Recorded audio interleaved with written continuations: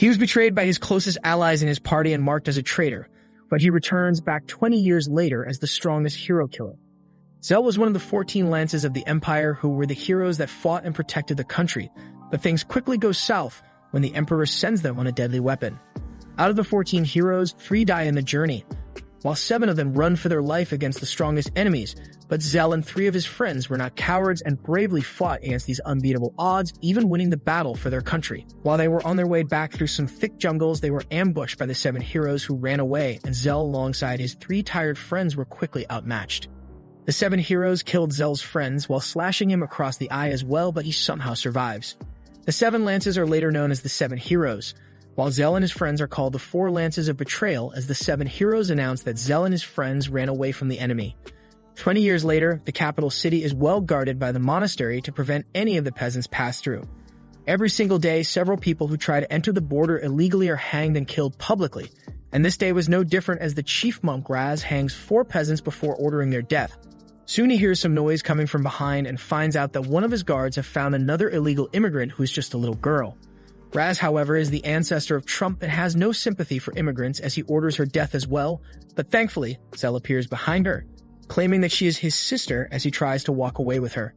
Raz isn't fooled so easily though and claims that now both of them will be executed.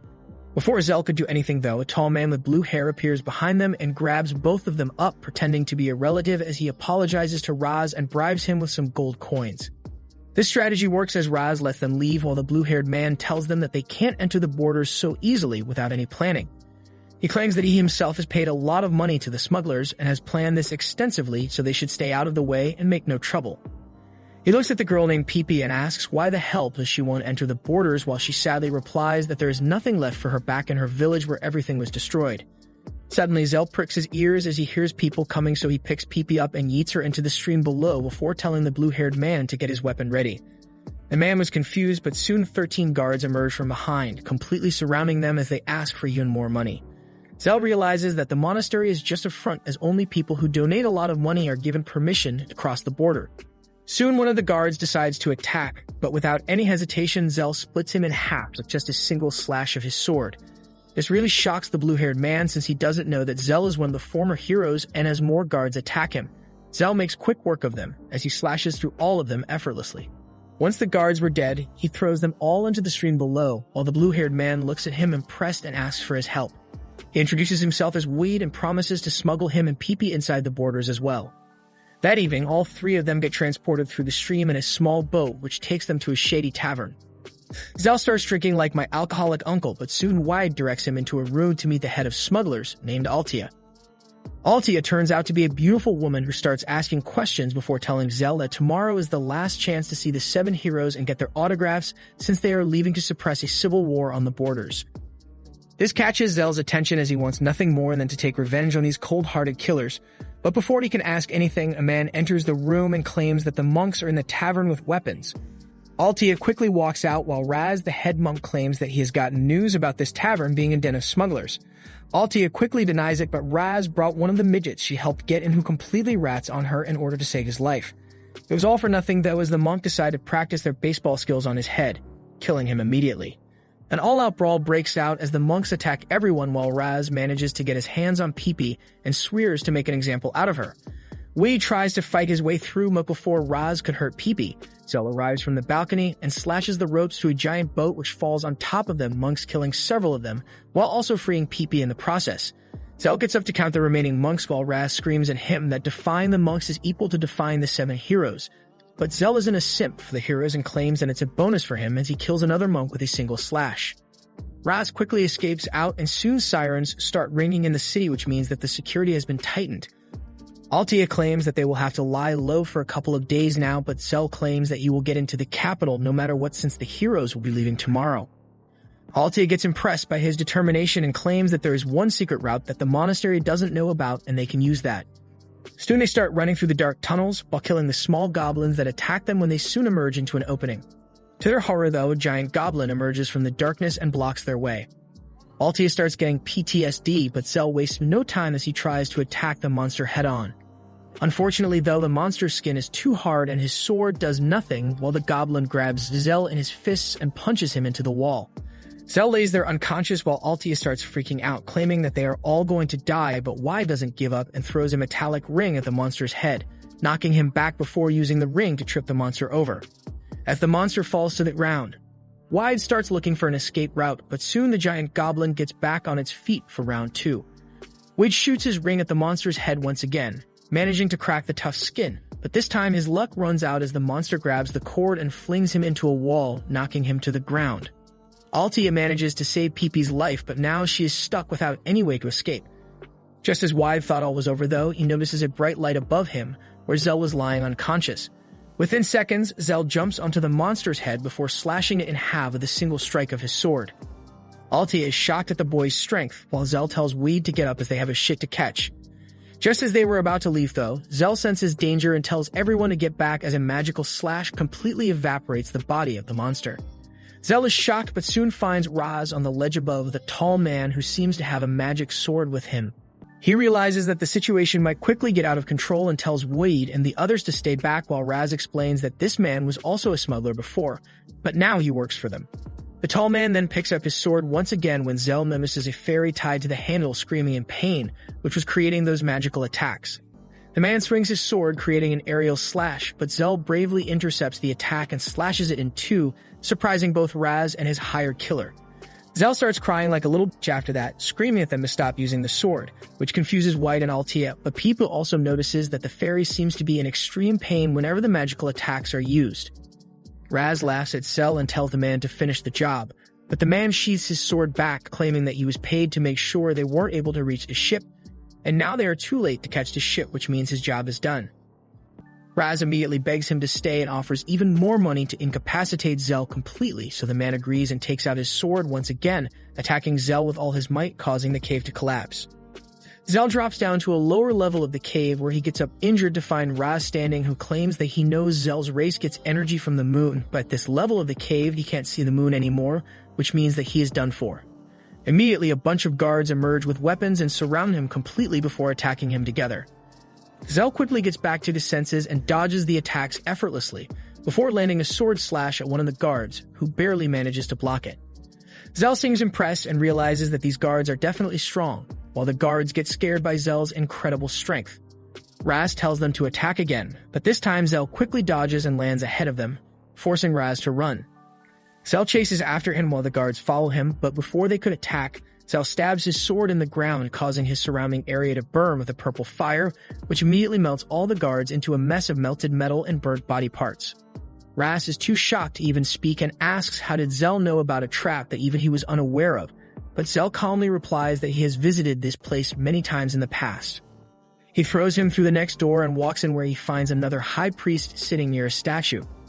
Zell calmly bypasses him and goes near the statue while the priest screams at him to back off, since even the 7 heroes are not allowed to come here, as this is the resting place of Urgnak, the servant of the heroes who sacrificed himself to protect the city by creating a magic circle, after the 4 lances of betrayal betrayed the kingdom and were killed by the 7 heroes.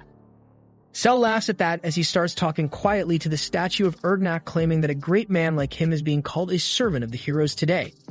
He remembers the time just before the 14 heroes were about to leave on their last expedition, but Zell went with Urgnak to the underground caves to make sure that the city was properly defended, while the other 13 heroes went ahead into the forest to face the enemy. Tears fall down Zell's eye as he tells the statue of Urgnak that the man who he thought was his best friend was laughing the most when Zell and 3 other friends of his were being hacked to pieces after the ambush. He screamed that those bastards just wanted to claim all the glory of the victory for themselves, and that's what happened as they were celebrated after they returned to the kingdom as heroes and got all the money and fame that they could ever need.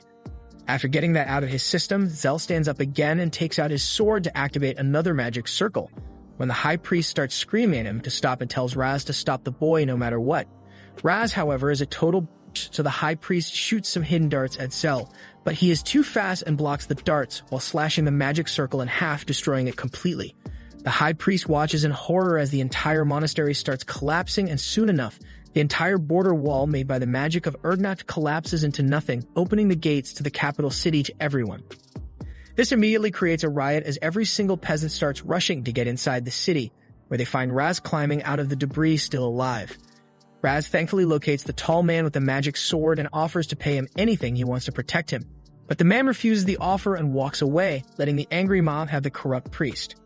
Zell slowly walks out of the tunnels, remembering Erdnach sadly, and vows to kill the 7 heroes, while on the other side, Weed tracks down and stops the guards of the monastery from escaping on the last ship, while Zell himself steals a dragon-type Pokemon or some shit as he flies alongside the ship into the city. Meanwhile, inside the city, the wealthy and the elite shiver at the sight of the collapsing border, but the soldiers tell them to calm down as the 7 heroes are still in the city and will protect them no matter what. Zell straight up makes his way towards the heroes, but he lets his rage take control of him and pays for it when the archers of the kingdom are huge fans of Game of Thrones and shoot the dragon down with extreme ease. Zell with his small angry brain didn't think that this would happen, so he isn't able to regain control as his flailing dragon smashes into the ground below surrounded by people and guards. Zell, however, is not fazed by it as he gets out of the crater to everyone's surprise and looks towards the entrance only to see it being opened as one of the 7 heroes named Glenn comes out alongside his guards. Zell immediately gets PTSD from the time his friends got slaughtered, and without a second thought, he takes out his sword and tries to slash Glenn's head off. To his surprise, however, his sword stops just before reaching his throat, and he realizes that one of the guards threw a magical dagger near him, which freezes him completely. To everyone's surprise, though, Zell still manages to move his arms a little even after being stopped by one of the strongest magic in the world. Unfortunately, though, Zell is vastly outnumbered as the guard quickly lock him up with their wire cuffs, completely stopping his movements while he struggles to breathe. His sword drops to the ground, and soon the entire public starts screaming for his blood, begging Glenn to kill the boy as he dared pick up his weapon against one of the great heroes.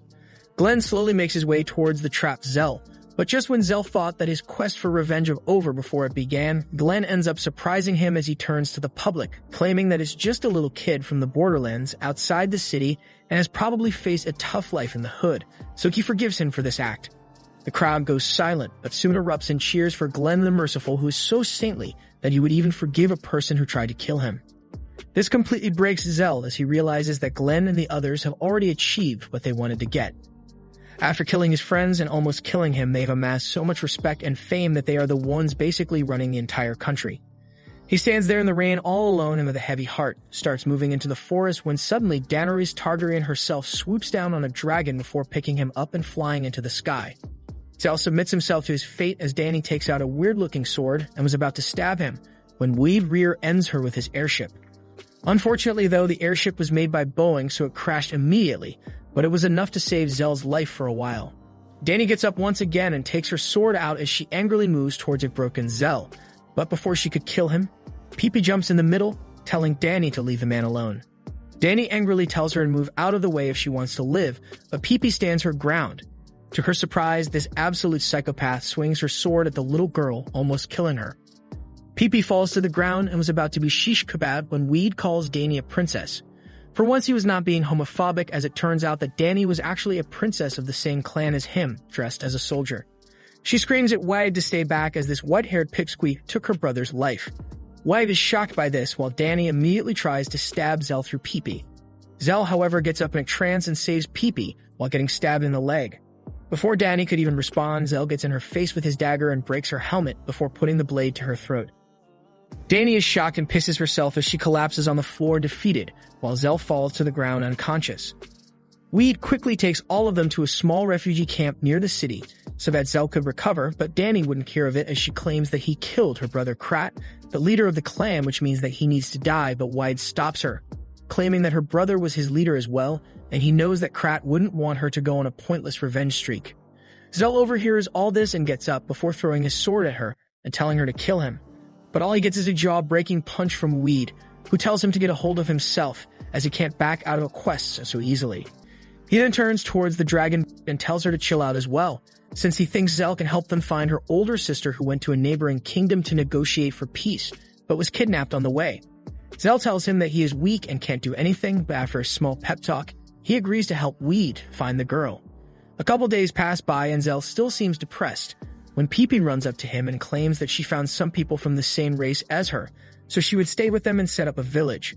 Before he could reply, though, Zell grabs his sword as he feels a strong presence, but Pee-Pee calms him down, claiming that it's just the Centurion who is a good guy and has been helping her. Weed overhears the noise, so he comes out of the tent when his eyes go wide as he remembers that this bald mofo was one of the guys who abducted the princess of his clan. He immediately throws his ring towards Baldy, who quickly grabs it, claiming that he is very demure and mindful, and would never do anything like that. Weed, however, isn't convinced yet and starts roasting his bald head and the cream puff attitude, which angers the Centurion, who snaps the rope easily. Weed is shocked, but before they could do anything, a little boy named Zeffy, who is the same race as Pee-Pee, runs towards the Baldy, asking for his protection as he gets chased by 4 men. The Centurion punches them to sleep, but soon enough a large group of bandits arrive, telling the Centurion to hand the kids over. The Centurion tells them to piss off and takes out his dagger, which has the crest of the hero Landgrave. He tells them to back off as he is working under the hero's command, but one of the bandits walks up and takes out his own dagger, which is a bit bigger than the Baldy. The Centurion gets insecure, while the bandit leader claims that he is on a secret mission on the same hero's command, so he should back off. The bandits soon start closing the distance, while the Centurion wonders what should he do, but before anyone could touch Pee-Pee, Zell slashes them in half with a single swing of his sword. The bandits are shocked by this and decide to attack him all at once, but Zell moves quicker than a snake as he slashes through all of the bandits without even breaking a sweat. The bandit leader starts getting nervous as he starts showing his dagger, claiming that the hero would take revenge, but Zell slashes the dagger in his hand in half. The bandit falls to the ground and tells the Centurion to help him, but the Centurion stabs him in the other arm, asking him to tell the truth. Before they could do anything, though, a man named Fargo appears out of nowhere and asks what's happening. The bandit immediately runs towards him, claiming that he did everything he said, but before he could say anything else, Fargo slashes him through the neck, killing him immediately. He claims that the dagger was stolen a month ago and must have landed in the arms of these bandits. He then walks towards Zell and claims that he's a good fighter, while the Centurion thanks him for saving them as well. Wyatt, on the other hand, is still not convinced though and asks Fargo why the hell did they kidnap the first Princess Sharon. Fargo looks at him and claims that they have her perfect fine and it was necessary to prevent a war. He claims that he can't release her yet, but they can arrange a meeting. Later that evening, they manage to beat the remaining bandits and free the prisoners, after which they head down to sleep, while Wyatt and Danny head out towards Fargo's manor to arrange a meeting. To their surprise, however, they are quickly surrounded by the same bandits that Zell killed that day. Wade is horrified as he realizes that this magic is from the Shadowlands, which transforms dead people into zombies. An all-out brawl breaks out as both him and Danny try to fight their way out of the zombie horde, but no matter how many of them they chop, the zombies simply regenerate once again and attack. Fargo watches them quietly from the window and decides that both of them are as good as dead, so he leaves the manor and moves towards the camp to finish Zeffy and their entire race's bloodline. He enters their tent only to find them sleeping, but unfortunately for him, the parents end up waking up. He quickly kills the mother before the father starts wrestling him, but Fargo quickly overpowers and kills him as well, leaving the sleeping Zeffy alone unguarded. Just before he was about to kill him, though, Pee-Pee screams at him from behind as she saw everything and tells him to leave them alone. Meanwhile, Donnie and Wyatt are completely trapped by the zombies who are ready to eat them out, but soon Danny remembers that she is the dragon and calls her stupid dragon, who saves them once again. Danny then nukes the zombies before flying away to safety with Wyatt. They soon return back to the camp where they find Fargo kicking the shit out of poor Pee-Pee. Somehow, even after all this noise, Zeffy is still fast asleep. Fargo laughs at her pathetic attempt to save the boy before using his dark magic to create a monster out of Zeffy's dead parents. By the time Zeffy wakes up, he gets knocked out once again on the ground. Fargo then turns towards Pee-Pee and was about to kill her, but Zell arrives just in time once again, blocking the attack easily. He looks at the monstrosity that Fargo had become, but he already expected it since he was the second in command to the evil hero Landgrave. Zell quickly uses his own magic, which creates a bunch of tentacles out of his ass with swords, which helps him to make quick work of the zombie before turning towards Fargo. Fargo is beyond shocked to see this, as he has no idea how can a boy be so powerful. Zell, however, doesn't skip a beat and soon chops off Fargo's arms as well, but during the commotion, the entire camp finally wakes up and, looking at the horrifying scene, immediately assume that Zell had gone berserk and killed Zeffy's family before hurting Fargo as well, who tried saving them. They run at him with sticks and stones, while Zell wonders whether he should just kill them and be done with it. But thankfully, the dragon arrives in time and rescues him away from all this bullshit. Later that morning, Pee-Pee tries to make the camp leaders understand that they got it all wrong, but obviously they refuse to believe the words of a stupid little girl. Meanwhile, Danny apologizes to Zell for trying to kill him and claims that she wants to help him in his quest as well. Soon after, they depart on the dragon's back straight towards Landgrave's castle to corner him and get information about Sharon, but Landgrave seems to have alerted his guards and they have formed a mini army surrounding the castle. The moment they are spotted in the dark starry sky, the Dragon Brigade immediately launches into motion, chasing after Zell and his party, while the archers get ready to take potshots at him. As if this wasn't enough, the guards decide to call in the big guns, and soon a huge artillery machine emerges from the castle. Wheat is shocked to see that, but Zell looks at the machine with nostalgia as he remembers the time when he and Landgrave were young and were tasked to create this magic weapon from scratch. At that time, the Empire was on the brink of ruin because of enemy attacks, and this weapon was their last line of defense. Landgrave was the chief architect of the weapon, while Zell, the strongest swordsman in the country, was supposed to protect this place from enemy raids. Back in the present, the Dragon Brigade starts chasing them directly into the artillery's line of fire, while the archers shoot relentlessly at them. Wag gets confused since Zell is not fighting back, but it's hard for the little hero to strike back as all these soldiers used to be his trusted comrade once who fought alongside him. He tries to find an opening since he doesn't want to kill any of these innocent soldiers who are just following orders, but he needs to do something if he wants to come alive out of this situation. He takes out his magic swords and gets ready for a fight when the artillery cannon finally charges up and fires a massive blast directly at them, but to everyone's surprise, Zell moves straight into the artillery blast before slashing at it with his sword. The guards think that they have killed the little hero, but soon Danny's dragon emerges out of the smoke and starts flying away. The Dragon Brigade follows it only to find out that Zell and his party are nowhere to be found. Realizing this, the entire castle is sent into disarray as everyone starts looking for these rebels, but Zell knows the entire castle at the back of his hand since he spent so much time in it and finds the secret passageway in no time. While running through the narrow passages, though, they end up coming face to face with the bald centurion who stands in their way, confused since only Landgrave's closest allies know about this secret way. Zell and the others grab their swords, telling the Baldy to move out of the way, but to their surprise, a little poof starts crying as he claims that he saw what kind of a monster Fargo was and is ashamed to admit that he worked for him for so long. He claims that Landgrave and Fargo are planning something very evil, and he cannot support it anymore. He also claims that he was the one who captured Princess Sharon and brought her to the shrine. Wade gets angry at this and grabs him by the neck, but Zell tells him to chill out. Centurion promises to take them to the place where he left the girls and dresses all three of them in a maiden's costume. Soon he leads them through a series of tunnels to reach a large gate where a bunch of masked men tell him to leave the girls with them. This time, however, the Baldy tells them to call Fargo as he wants to talk to him. Scared by the big bald man, the masked men quickly went back to get Fargo with them, who slowly comes out with an injured arm. He realizes that something seems to have gotten into the Centurion's brain as he starts asking what he was doing with the girls and wanted to see it for himself. He starts crying and reveals that he saw Fargo kill Zeffie's parents at the camp, but Fargo is smart and starts gaslighting him just like my ex. He claims that Zeffie's parents were enemies of the kingdom, so he was forced to kill him. The Baldy seems to lack a brain as well as hair as he immediately believes it and tells Zell and the others that it was just a misunderstanding.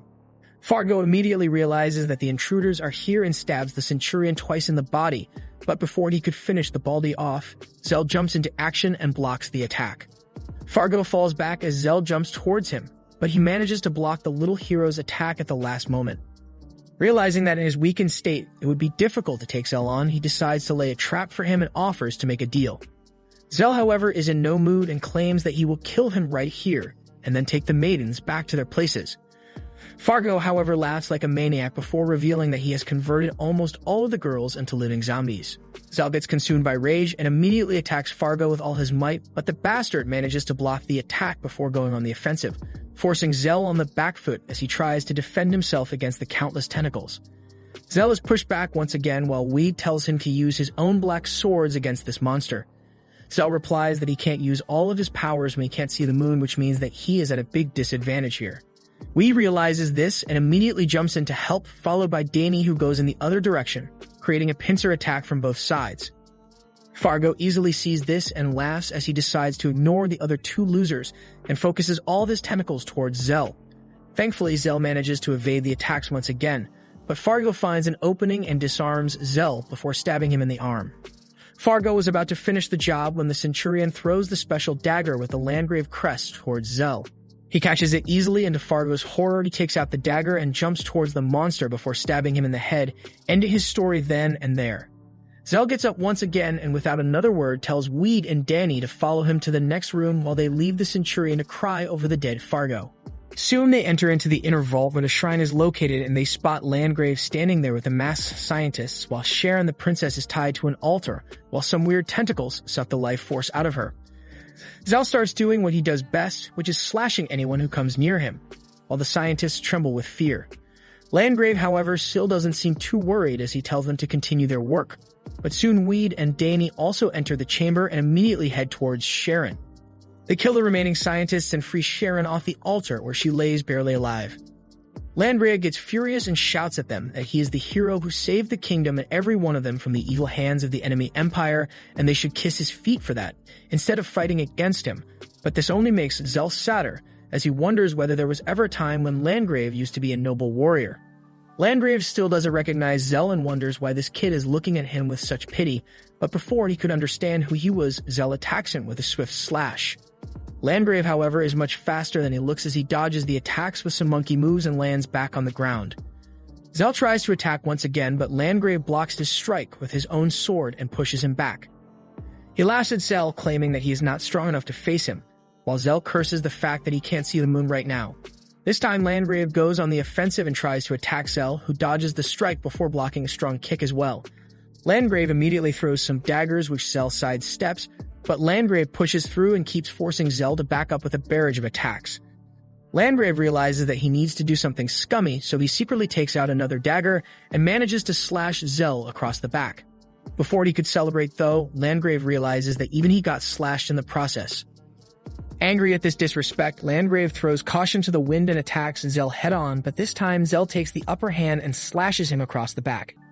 He knows that Landgrave charges in headfirst whenever he gets angry, so he provokes him even more, which ends up working as Landgrave goes all in to land a hit, only to get slashes across his body multiple times.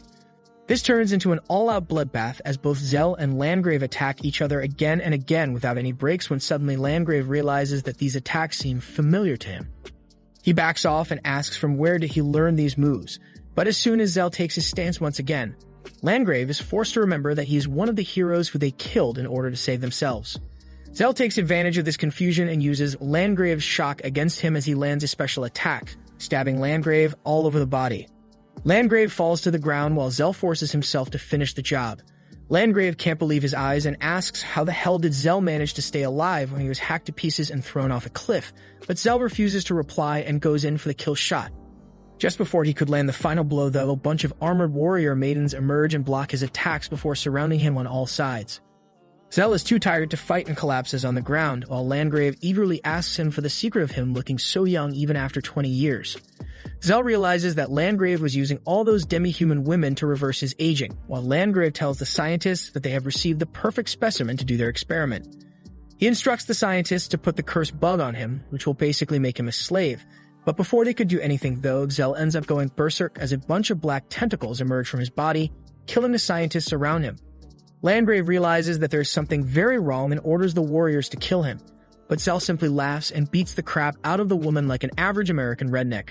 Landgrave starts screaming like a telling the women warriors to kill the monster, but Zell makes quick work of them and sends them back to the kitchen. Landgrave is horrified at this sight, but before he can run away, a giant boulder falls from the ceiling and crushes him beneath it. Zell laughs like a complete psychopath as he deals death and destruction to everyone around him, making even Wide and Danny scared. But his anger is only towards Landgrave. One of the scientists doesn't know how to read a room and asks whether he could do some experiments on him, and Zell replies by slashing him in half. Landgrave can't believe that this is happening to him and crawls on the floor, while Zell tells him that he is just as big of a scumbag as he was before, which would make it much easier to kill him. Landgrave begs for his life, but Zell slashes his arm off, claiming that there will be no mercy for him. Landgrave again decides to manipulate and gaslight Zell by reminding him of all the times they fought together and helped each other, but unlike my ex, Landgrave is not very good at it, which results in his death as Zell makes Swiss cheese out of him by stabbing him all over the body. Both Wide and Danny watch in horror as Zell looks down at Landgrave's dead body, claiming that there are still 6 more to go, but soon his powers wear off and he falls to the ground, unconscious. Danny quickly grabs him and realizes that his body is too thin and weak. She starts panicking, but her older sister tells her not to worry as Zell will survive this. According to her, he ended up losing control over his powers and released a large amount of it at once, but he should recover with enough rest. That was a relief, but the problems don't seem to end as the cave starts giving way and the water from a nearby lake starts rushing inside the halls. Danny immediately carries Zell over her shoulder, runs towards the exit, followed by Wide and Sharon. And on the way, they also spot the Centurion, who still can't get over the death of Fargo and ends up dying in the collapsing tunnels. Somehow, Wide and Danny make their way through the complex cave system and find their dragon before launching into the skies once again to run as far as possible. The guards watch the dragon soar in the sky, which confuses them, and they quickly start searching the castle for Landgrave, which gives Zell and his party enough time to disappear in the mountains. A couple days pass by after that, and the soldiers are still unable to find Landgrave in all the rubble. A meeting is set for the high officials, where it is officially declared that Landgrave is dead and his funeral would take place in the city itself. The entire city goes into mourning as Landgrave's procession is taken through the streets in a magnificent fashion while the commoners throw flowers and weep for him. Peepee and Altea watch all this from the sidelines, not knowing the latest development, but when they realize that Landgrave is dead, they let out a sigh of relief, hoping that this means that Zell and the others are alive and well. To their surprise, Weed, dressed up as a monk, finds them in the alleyway and takes them back to the hideout where Zell is recovering. The hideout turns out to be a cave deep inside the forest on the mountain, where they find Zell, Danny, and Sharon resting. Peepee jumps onto Zell with tears in her eyes and asks why he looks so small. Zell himself doesn't know exactly what's happened, but promises that he will soon return to normal. The next morning, he takes them to a sacred place where he fought against the odds 20 years ago with his fellow soldiers and heroes, but was betrayed. Suddenly, he overhears the procession of Landgrave's funeral, arriving at this very location, which fills him with dread and anger, as this place is sacred for him, and is now going to be ruined. But he controls himself and backs off while the soldiers vow to take revenge on the traitors who killed their hero. He looks back at his party and tells them that they should all leave him now as he is an enemy of the entire kingdom who will be hunted every single day of his life. But still, he is not going to stop and kill all the remaining 6 heroes. That night, they all get a troubled sleep as they wonder what to do next, but Altea, Danny, and Peepee all decide to stay with Zell for better or for worse, while Weed decides to head back so he can take Sharon to safety and protect her. The entire kingdom seems to be on high alert since the king called a meeting of all the remaining 6 heroes and told them to be on the lookout for this hero killer who murdered Landgrave. One of the heroes named Barrister gets a bit too nervous, since he realizes that his territory is very close to Landgrave's and the traitor will probably enter his area next. He immediately tightens the security and orders an all-out manhunt to find the traitor, but unlike Landgrave's soldier, these soldiers are ruthless bandits who use this manhunt as an excuse to pillage and loot the villages in the area pretending to search for Zell. While they were looting one such village, Zell decides to take action and walks up right in the open. The soldiers get confused at first, not thinking that this child could be of any importance, but one of the soldiers recognizes the white hair and the scared eye. They all attack Zell at once, but he makes quick work of them in a single slash before moving ahead. While he was dealing with these soldiers in the villages, Altea and the girls were sent to a tavern where they were acting as performers to gain as much information about this territory as possible. Peepee doesn't really like being a performer, but her dance with Danny is the talk of the town right now, and everyone wants to see them. One such night, while some actors were acting out a play about Zell and how he treacherously killed Landgrave, when some of the soldiers entered the tavern and pushed them away. They told the actors to piss off as they are here to see the girls dance, but before the soldier could hurt one of the actors, Danny immediately jumps into motion and blocks his strike. Unfortunately for her, the soldier's sword is much stronger and cuts through her wooden staff, leaving her unarmed, but before the soldier could attack, one of the men from the audience named Feast grabs him from behind before throwing him away. He claims that these actors are doing their best to show a story, and that everyone should respect that, but the soldiers think otherwise and try to attack him only to get their arms and legs broken. Soon the man leaves the tavern while Zell was standing outside amongst the crowds. He realizes that the man is one of the strongest swordsmen in the country and is currently working under Glenn, so he decides that this is not the right moment to go in and hides. A couple days pass by after that when one day 4 knights enter Peepee's room to search for the hero killer. Peepee is shocked as one of the men with glasses has a special spirit which can detect demi-humans. The spirit smells Peepee for a bit like a narc dog before backing off, while Peepee is beyond scared as she wonders how she can tell the others about this new development. Suddenly, the spirit gets a new scent and starts shining brightly, so the 4 knights immediately leave, following the new trail. Unbeknownst to all this, Zell was walking through the hallways while thinking about his next move, and he suddenly comes face to face with the 4 knights. The spirit starts shining brightly, indicating that this is the man they were looking for, while the leader of the knights named Elsaria introduces herself and tells Zell to surrender himself immediately. On the other side of the Empire, Feast travels back to the city under the control of Glenn, where he finds him training in the Legendary Swordsman Academy. Without any warning, Feast jumps past all the guards and the soldiers with extreme ease and tries to attack Glenn himself. His attack is blocked by the hero, while the other guards are horrified to see a hero being attacked. Feast tells Glenn that his guards are too slow, but Glenn isn't in the mood of having fun and takes him to his chamber for a meeting. He asks Feast whether he has heard about the traitorous hero killer roaming around the country, and orders Feast to kill that traitor and bring his head to him. Feast doesn't even flinch and immediately accepts the mission, while rest of the senior guards seethe in anger as they are older than him. And yet the hero chose him for such an important mission. One of the senior knights named Rosen, though, tells them to not take it personally, as Glenn knows Feast for a long time and even left him under the care of his former master Glee, who runs the academy. According to him, Feast is one of the strongest swordsmen in the country right now, and one of the only people who even dream of inheriting the title of the strongest swordsman that was once held by Zell. Back on the rooftop, Glenn watches the men train alongside Glee and asks her whether she is still mad at him for killing Zell. Glee's voice becomes heavy with emotions as she claims that she can never forgive him for doing that, since Zell was the most gifted and talented young man that she had ever trained. At the age of 16, he was already the strongest swordsman in the world, and his powers were growing every single day. More than that, he was like an adopted child, since she raised him ever since he was a young orphan.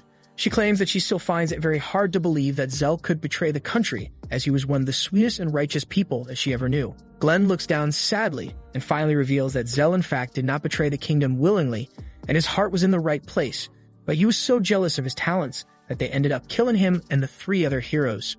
Glee is shocked at this revelation, and with eyes brimming with tears, she asks why did he have to drag his name through the mud and call him a traitor if he never did anything wrong. Glenn tells her that she must keep her mouth shut and serve the kingdom faithfully, as per her vows, otherwise Glenn will have no other choice but to kill her. Glee holds her tears and tells him that she is not afraid of her, but at the same time she knows her duty for the kingdom is more important than her personal hatred, so she will continue working for the country's peace. Back in Barrister's territory, the 4 knights chase Zell through the rooftops and attack him from behind, while he keeps defending and blocking the attack as he runs away. Elsaria calls him a coward and screams at him to face them, but Zell doesn't have that option since he kept all his gear and weapons in his stash underground while he was hiding in the city. Suddenly, though, Dany jumps up to the roof double wielding her swords and tells the 4 knights to back off. Elsaria is surprised to know that the traitor has friends, but this triggers Dany, who screams at Elsaria to stop calling him a traitor since he did the right thing by killing Landgrave. She claims that Elsaria has no idea that she is working for the most deranged monsters on Earth, while Zell is the real hero who she is willing to die fighting for. With that, she jumps towards Elsaria with her swords, but her teammates immediately throw chains at her. Thankfully, Zell deflects the chains while Dany clashes with Elsaria again and again, while Zell keeps getting attacked by her teammates. Soon it turns out into an all-out deathmatch as Zell fights for his life with his small daggers while Dany tries to keep up with Elsaria. Unfortunately, though, they are outnumbered and the nerd from Elsaria's party uses fire magic to blast her away. Dany, however, is not weak and gets up once again to fight, while Zell screams at her to back off since they can't fight here. Because of her thoughtless fighting style, Zell is unable to focus on the enemies and is constantly distracted by her. The opponents take advantage of this, and one of them throws a knife at her, stabbing her in the back. Dany falls to the ground in pain, but thankfully Zell catches her and jumps down the building into the boat waiting below. Altia immediately starts rowing, and somehow they manage to evade the 4 knights into their hideout.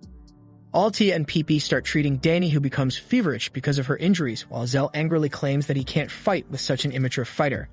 He tells Altia that he needs to leave this place because the nerd has a spirit which can track him easily, so late at night, he makes his way through the underground tunnels and grabs his gear before making his way outside, while thinking about how if everything was alright, he could have taught new swordsmen alongside his teacher Glee, and their Dany could have become a great swordsman, since she has a lot of raw talent. His thoughts are broken by the 4 knights who are waiting for him to emerge outside and surround him on all sides. The battle begins, and the 4 knights immediately start attacking him from all sides, not letting him rest even for a moment. But Zell continues to outpace them as he finds gaps between their defense and even manages to land a slash against Elsaria, though only to her armor. One of the knights wonders whether they will be able to take this man down, but the other one reassures him that the battle is as good as over, since the nerd has finally created a barrier around this area, which will make Zell slow and tired before putting him to sleep. Zell immediately starts feeling the effects as he drops to the floor tired, unable to understand what's happening to his body, while Elsaria slowly walks towards him, claiming that he doesn't need to worry as he won't feel a thing when she chops his head off. She raises her sword and brings it down, but to her surprise, Zell still has enough strength to block her attack with his arms. Suddenly, the barrier around them falls, and Zell immediately gets his energy back and dodges her attack before backing off. He looks around only to find an injured Dany walking towards him with a piece of torn talisman which broke the barrier. Dany immediately joins the battle where she is attacked by one of the knights, but she blocks the dagger and stands beside Zell bravely. The battle starts once again as Elsaria attacks Zell, who blocks and dodges her attacks as he realizes that he is still not recovered completely. He looks towards Dani as she might need his help, but to her surprise, Dani seemed to have learned from her mistake and is fighting much more carefully this time. They regroup once again and all seems to be going well when suddenly the walls behind them explode and Dani ends up getting gravely injured. Zell is just as confused as the four knights when they see fiery arrows raining from the skies as the common people run to safety. Elsaria immediately realizes that this is the work of Barrister, who is so paranoid that he has decided to level this city to the ground in order to find his would-be assassin. Thankfully, this little distraction gives Zell enough time that he runs away from the scene alongside Dani to safety. He puts Dani down on the floor to check up on her, only to realize that her condition is pretty bad. She seems to have broken several bones and even her pulse is very faint. Tears roll down her eyes as she looks up at Zell and asks whether she did well. Zell immediately takes her hand and tells her to relax as she did amazing and that he is very proud of her. This gives her some solace, but her injuries are very grave and soon she starts struggling to stay alive. Zell screams at her to control her breathing and to fight for her life, but slowly her body goes limp as the life force starts draining out of her body. Zell realizes that she is as good as dead when she completely stops responding, so in a last-ditch effort, he takes out his sword and licks it with his tongue, causing blood to run down his mouth. Immediately after, he kisses Dani on the lips, transferring some of his life force down her gullet, but I think it was just an excuse to get some action. Tears start forming in his eyes as he prays to God that his technique works, and to his surprise, Dani starts writhing in pain on the ground. But still that means that she is alive. He tells her to accept his blood and not fight it, while explosions from the artillery completely destroy several houses. Meanwhile, Barrister's army manages to create a gaping hole in the walls, bigger than the one in my heart. They go all Indian on this city as the elephants start marching in and the soldiers start looting any shop they can find. Thankfully, Elsaria reaches just in time and commands one of the captains to stop this madness at once, since they have no right to attack this city. The captain gets scared since Elsaria is the daughter of a rich and powerful noble, but one of the commanders chimes in between and tells Elsaria that they have all the right to destroy the entire city since the people and the lord here are hiding the assassins that are willing to kill Lord Barrister, and an offense like that means total destruction. Elsaria tries to argue and asks for any sort of proof, but just like my father, the commander shouts that he doesn't need any proof for his outlandish claims. He promises to level this city to the ground and execute its lord the moment they get their hands on him. Elsaria is shocked and wonders why the hell would a hero appoint a commander who is so vile and barbaric. The commander, on the other hand, simply laughs and tells Elsaria and her party to stand down and watch from a distance without interfering. His army will destroy them as well. After that, the commander orders his army to move forward towards the lord's mansion and to tear it down brick by brick before bringing the lord to him. The soldiers immediately jump into action as they start walking ahead, while Elsaria screams at her party that they need a plan to get over this problem. While this was happening, Zell was still sitting with Dani, hoping that she would come back to consciousness, and to his surprise, Dani ends up coughing and actually opens her eyes, thanking Zell for saving her life. Zell feels a wave of relief as he gets up and tells her to wait till the moon rises, as it will give her the energy that she needs, and once she is rested, she should come and find him as he might need some backup in this fight. Meanwhile, the soldiers start destroying the city with their elephants and burning everything to the ground, while the children and their mothers run in every direction, wondering why a hero who is supposed to be their savior wants to kill them so badly. The city starts imploding as two of the mercenary group inside the city almost end up in a civil war while trying to figure out a way to defeat this army, while Elsaria feels completely helpless as she remembers Dani telling her that the heroes she's trying to defend are actual monsters. The commander and the captain both watch the destruction from above, but the commander is still not satisfied by the level of destruction being caused, so he tells the troops to go door to door at every house and start punishing them for letting a rebel stay inside the city. Elsaria can't believe this as the soldiers start killing innocent men and women all over the city. She tries to help a child and her mother, but is stopped by her party members who claim that there is nothing she could do here. Tears roll down her cheeks as she struggles to get free and save the life of that child, but to her surprise, Zell arrives at the very last moment, slashing the soldier's head off in one swift motion. The other soldier gets so horrified that he falls to the ground in fear, while Zell proclaims that he is the hero killer that they have been looking for. The soldier screams for reinforcement, and soon a platoon of soldiers appear with their leader to take down the hero killer. They all stand in a face-off against Zell, but all of them are too scared to take him on, which pisses their leader off, while Zell mocks them for being scared of him while they were having so much fun killing innocent people who can't fight back. Finally, a couple of soldiers gather their courage and attack him, but Zell has no trouble slicing through them before moving on to the next set of soldiers that he carves through like carving a cake. Some of the soldiers try using their spears as an advantage, but Zell is too quick and closes the distance before slashing them to bits as well. The platoon leader screams at his archers to nail him, but Zell manages to dodge through their arrows and kills them off before going for the platoon leader himself. He kills the platoon leader without any issues and shouts at the civilians to make a run for safety. Meanwhile, Altea manages to stop the civil war between the two mercenary groups since she knew both the leaders and helped smuggle them into the inner city. She manages to unite them, and together with the armed civilians, they decide to fight back against the army of the hero. Back at the battlefront, the captain feels confident about the chances of winning since Zell is only one man against a massive army, and there is no way that he can find a way out of this battle alive. Unfortunately, though, he soon hears about the civilians mounting a counterattack, and his confidence slowly starts disappearing. Led by Altea, the two mercenary groups start breaking through the enemy ranks while the civilians use shields to protect themselves from the arrows.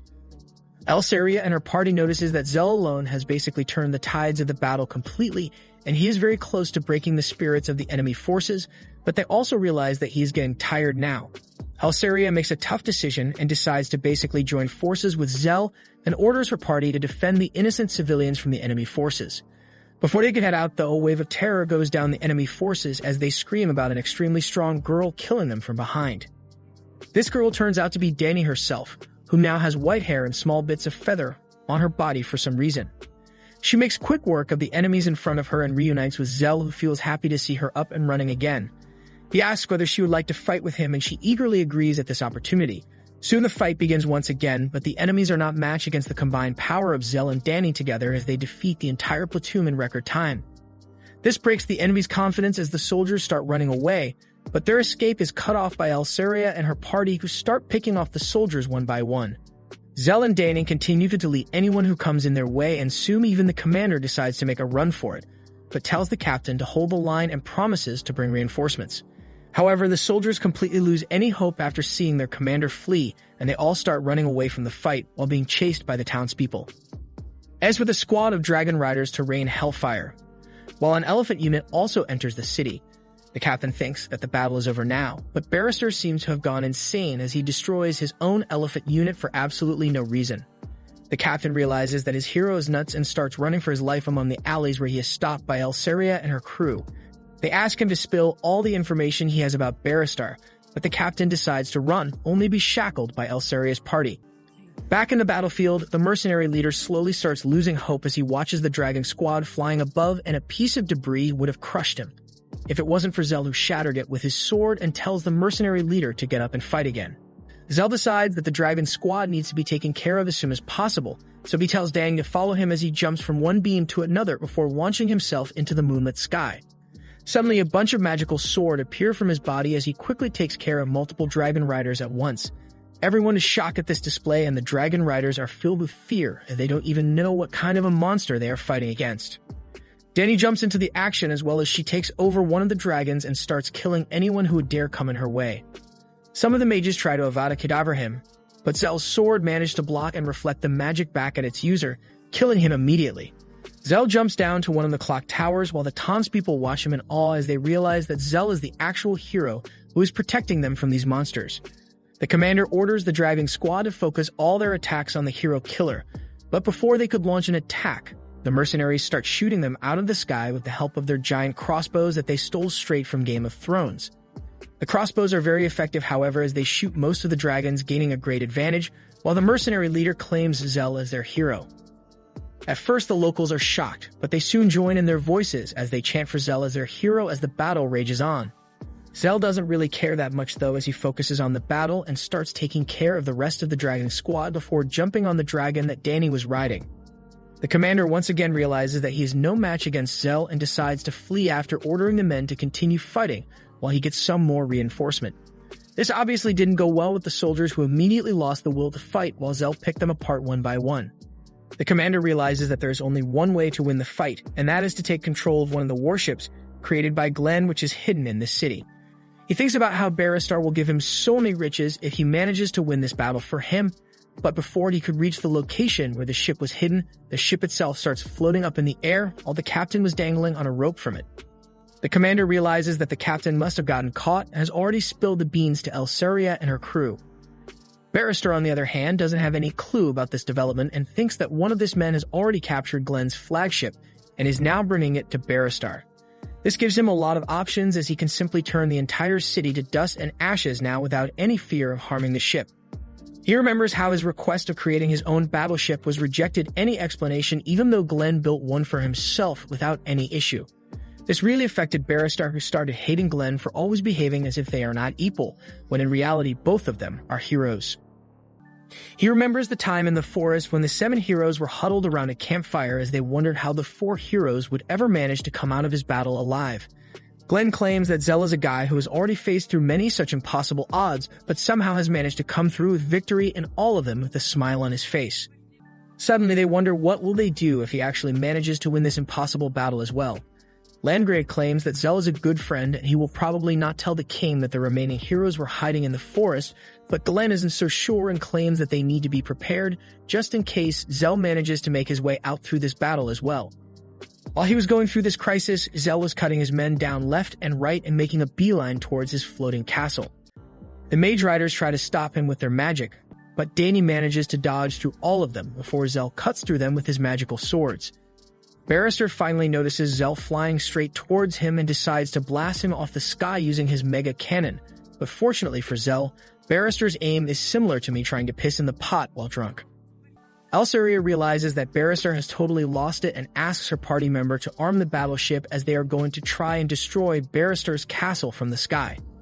She apologizes to her crew for dragging them into this situation, as by following her orders, they are going to attack a hero of the country, which is a very big crime, but her crew claims that they will get out of it one way or another, and it's her who would have to face the brunt of the damage since she is a well-known noble. She smiles, claiming that this ruthless tactic will definitely hurt her father's position a little, but her father raised her up to fight against injustice, which is exactly what she is doing. She commands them to arm the cannon immediately, and once everything is ready, she gives the order to fire. Immediately, a giant sword emerges from the battleship, which fires an extremely strong lightning attack, which destroys anyone in its path while also seriously damaging the floating castle. Barrister is shocked to see that the battleship is firing at him, since he thought that he had the command over it, and this really breaks him as he starts crying and orders a counterattack. The castle artillery fires a lightning blast in return, but thankfully, the battleship is much quicker and manages to evade the attack by a couple of inches. While this is happening, Danny is having trouble getting out of the line of attack and is worried that they might get caught in the next one, but Zell tells her to stay close to the walls and move straight up the towers. Danny follows his commands and manages to safely reach the upper tower where Barrister is hiding. The ugly hero is shocked to see Zell right outside his window, while he tells Danny to move away for now and come back for him later. Without sparing a second after that, Zell jumps off the dragon and uses his swords to break through the window and enters his stronghold. Barrister, however, manages to escape that area and starts running through the stairs, trying to find a place to hide while remembering how Zell was always there to help him, but he still killed him in cold blood. Meanwhile, Elsaria has no idea that Zell is still in the floating fortress, as she orders another attack on the castle, shaking it up completely. Zell peeks out the window and notices that all the occupants of the castle are evacuating through safety pods and makes a run for it, determined that he won't let Barrister escape. Meanwhile, the soldiers start fighting to enter the last safety pod, when Barrister arrives at the scene, asking them to move away and let him enter. Without even noticing who it is, the soldier kick him away to the ground even after realizing that it's the hero himself. They don't really care and escape, leaving him alone while Elsaria fires another powerful beam at the castle. The beam destroys most of the castle, and as the dust settles, Barrister finds Zell standing in front of him. Suddenly, his life starts flashing in front of him as he remembers how his family were businessmen, but he had no brains for a business, but he was decently strong, so his father told him to become a soldier instead. He remembers how when he thought his life was lost while fighting against an orc, Zell saved his life without any hesitation. Barrister starts crying as he realizes that Zell is the same hero who he betrayed 20 years ago. Zell himself is shocked that Barrister recognized him, but by this point, Barrister starts hallucinating as he cries in gibberish, and Zell realizes that Barrister has gone mentally insane. He decides to cut his suffering short and slashes through him in a single stroke, killing another great hero of the Empire. Zell stands there contemplating what he has to do next when suddenly a huge ship stops right in front of the destroyed castle. One of the generals from the Empire, who knew Zell before, climbs out and tells Zell to stop this madness, but suddenly spots the dead body of Barrister lying on the ground in a puddle of blood. He is shocked that Zell managed to kill not one but 2 heroes all on his own. Zell looks sad and claims that he still has 5 more to take care of when suddenly Feast walks out of the ship as well and walks up to Zell nonchalantly, claiming that he doesn't really care about Barrister and is actually good for him, because now the bounty on Zell's head is even higher. Zell immediately recognizes him as the guy from the city who took care of those rowdy men who were harassing Pee-Pee. Feast introduces himself as a lowly knight under the command of the hero Glenn and challenges him to a duel. Feast immediately draws his sword out and takes a stance which is very familiar to Zell, surprising him. Before he could react though, Feast tries to strike him down with all his strength, but Zell still has enough stamina to keep up with his speed as he blocks and deflects all the attacks before deciding to go on the offensive. The swords clash repeatedly, and Feast soon realizes that he might have underestimated the hero killer as Zell starts taking the edge as he forces Feast to go all out. Their battle rages on as Feast gains respect for his opponent while Zell realizes that Feast must have been trained by the same master that he got training from and that's why he is able to keep up with him. Feast decides to take it a notch and runs up with an overhand swing, but Zell again manages to deflect his attacks and pushes him back. Feast seems to be having fun as he compliments Zell's strength and endurance before asking him to reveal his true powers and take out his magical swords from his ass. Before Zell could reply though, Dani arrives and tries to help Zell, but she is forced to maintain a distance because the castle might collapse at any moment. Feast continues to taunt Zell, claiming that he knows about his Black Wing technique which gives him a bunch of magical swords and claims that he wants to fight him at full strength. Feast continues that right now he is just a slave who has earned a high position under the hero, but he is a slave nonetheless. Once he brings the head of the infamous hero killer in front of the king, he will get rewarded so handsomely that he could earn his freedom, after which he will probably become a sword instructor as well. With that, he decides to up his pace once again so he could force Zell to use his Black Wing technique, but Zell maintains a calm attitude, defensively blocking every single attack with such precision that Feast realizes that this man might have even surpassed Master Glee in terms of raw skills with the sword. The general looks at the scene with horror as he can see the tragedy unfold in front of him where the person who was known as the strongest sword in the kingdom is fighting against a young talent who's in line to inherit that same title, but instead of learning from each other, they are trying to destroy each other. Feast screams at Zell to reveal where he learnt swordsmanship, but Zell keeps his mouth shut, forcing Feast to attack again. Zell backs off this time, realizing that this young body that he has transformed into can't really handle more than this. Feast realizes that something is holding Zell back and claims that if he can't fight at full strength, then Feast has no choice but to eliminate him right here, right now. With that proclamation, Feast focuses all his attention at the tip of this sword before bursting into a flurry of attacks too quick for the normal eye to witness. Zell, however, barely manages to track his movements and deflects the attack while being pushed back by every swing. Unfortunately, he can't keep this up forever and Feast finds an opening which he exploits and lands a strike so swift that Zell fails to react in time. His armor starts breaking off as he falls to his knees. Feast doesn't seem to be very pleased though as he turns around and claims that what he tried was a very crude imitation of the Black Wing technique, which Zell should have seen coming from a mile away since he supposedly mastered this technique. Zell gets back up on his feet once again with his sword pointing towards his enemy, while Feast starts looking a little bored and claims that with his next attack he will finish the fight. Zell smiles at Feast, thinking about how Master Glee found another young man with a lot of raw talent, but he decides that this is the time to end this battle for now. The clouds move out of the way and moonlight falls on Zell's back, filling him with energy, which the general realizes and tries to warn Feast about, but he has already started his attack and rushes towards Zell with all his might. This time, however, Zell manages to dodge the attack with extreme ease before landing his own Black Wing strike, which is so fast and strong that Feast doesn't even get a moment to process as his sword shatters to pieces and multiple wounds open up in his body as he falls to the ground. The general immediately runs up to check on Feast, thankful that he is not mortally wounded, while Zell tells Feast that he was correct and that with his current body, the Black Wing technique was the only way to defeat Feast. He further claims that he sensed hesitation in Feast's blade, and tells him that once he gets over that, he will be able to master the Black Wing technique as well. Soon the castle starts falling to pieces, but thankfully Dani is right outside with her dragon and swoops Zell up from the battle scene and leaves. The general tells Feast to pull himself together, but Feast seems to have broken mentally as he realizes that Black Wing is a one-hit killer move, but yet he is still alive, which means that Zell actually showed mercy on him and let him live. Back in the city, another small noble from the nearby area decides to take advantage of the power struggle and rushes inside the city with his guards, where the mercenary leader has erected a flag with 4 swords in honor of Zell, their hero. The noble screams at them to put the flag down and surrender, as the flag denotes that they are with a traitorous hero killer. The civilians openly refuse his demands, claiming that this flag is of the real hero who protected them. But the noble decides to take matter in his own hands and sends his mountain of a son with his hammer to bring down the flag and anyone who came in his way. The man walks up to the flag and was going to hit one of the civilians, but Zell comes at the right moment, slashing his hammer into 2 pieces and also destroying his armor in the process. The entire platoon of soldiers starts shivering in their boots at the sight of the man who single-handedly fought an army. The noble tries to push them ahead for a battle, but his own son decides to lay down his weapons, forcing the rest of them to run away as well. The entire city celebrates the return of their hero, but Zell doesn't even spare a smile as he walks up to the flagpole and cuts it down, so that the flag comes down. He knows that if the soldiers see this flag, they would harass the citizens of this region even more, and with that, he sits behind Danny once again and leaves into the moonlight towards his next adventure.